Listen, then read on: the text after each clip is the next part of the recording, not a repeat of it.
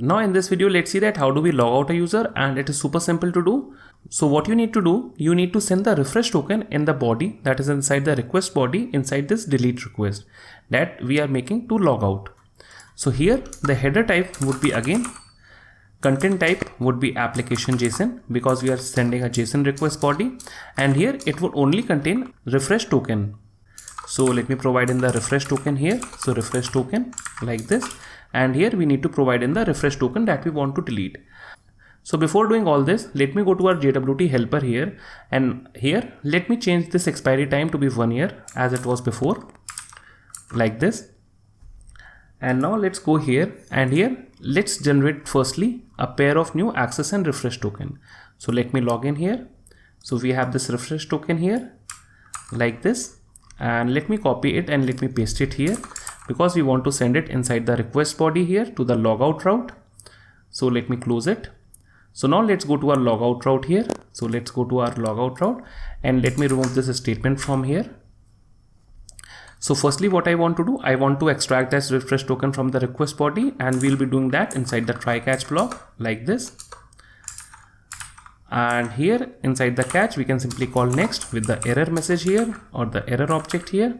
And inside here, we'll say const refresh token equal to request dot body like this, since we can use destructuring here. And then we'll check if there is no refresh token. If there is no refresh token present here, then we'll simply throw an error, and it would say bad request, create error dot bad request like this. So now firstly we need to verify this refresh token to check whether this refresh token is actually a valid refresh token and it is coming actually from the client. So what we can do, we need to await verify refresh token, and here we can simply pass in the refresh token here. And since this function, that is refresh token, verify refresh token, returns us user ID, so we can store it inside a const here, that is const user ID equal to await verify refresh token. So if all goes well, then what we can do, we can simply use the Redis client here. So firstly we need to import it here at the very top. So we can say const client equal to require, and we need to go up one folder inside the helpers folder, and then we need to use this file here, that is init redis, because client is exported from init redis. And now we can use this client inside here, that is inside this delete route here, and here we can say client dot delete like this, and then we need to pass in the key, and the key is the user ID here, and the second parameter or the second argument is the callback here, and it contains the first argument as the error and the second as the value like this.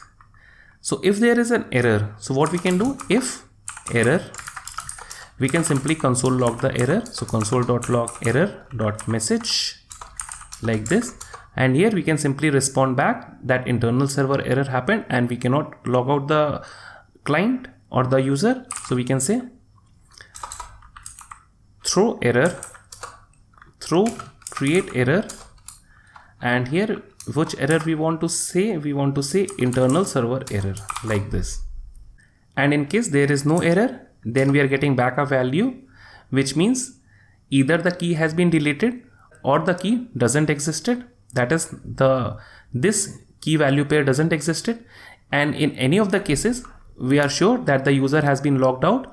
So for our logging purposes, we can log the value here. So console.log val, we do not want to send this value back to the client, but instead we simply want to log it inside our console. But to send back to the client, we simply want to send a 204 status code. That means that there is no content inside this HTTP response, but everything went okay and we have a 204 code, which means that your request succeeded. So we can simply say response.send status, and the status would be 204 like this. So let me save this application, and now let's again go to this REST client here. So let me make a login route here or login request here. We get back this refresh token here. So let me copy this refresh token here and let me paste it here inside the logout route like this. This is the logout route. And if we refresh our Redis commander, we see that we have this key value pair. That is the current refresh token of the user. So let's go here to logout. So we simply click logout here. We see that we are getting 204, no content. That means the request succeeded. And if we go to our Redis commander and we refresh it, we see that there is no key value pair present with that user ID. So now let me go again back here. So now let me again send a logout request with the same refresh token. So let me send it again.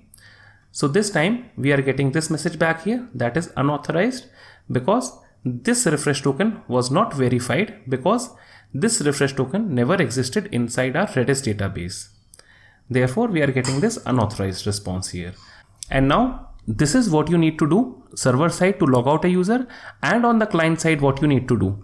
On the client side, whenever you are logging in or you are registering as a new user, you get these two pairs of access token and refresh token.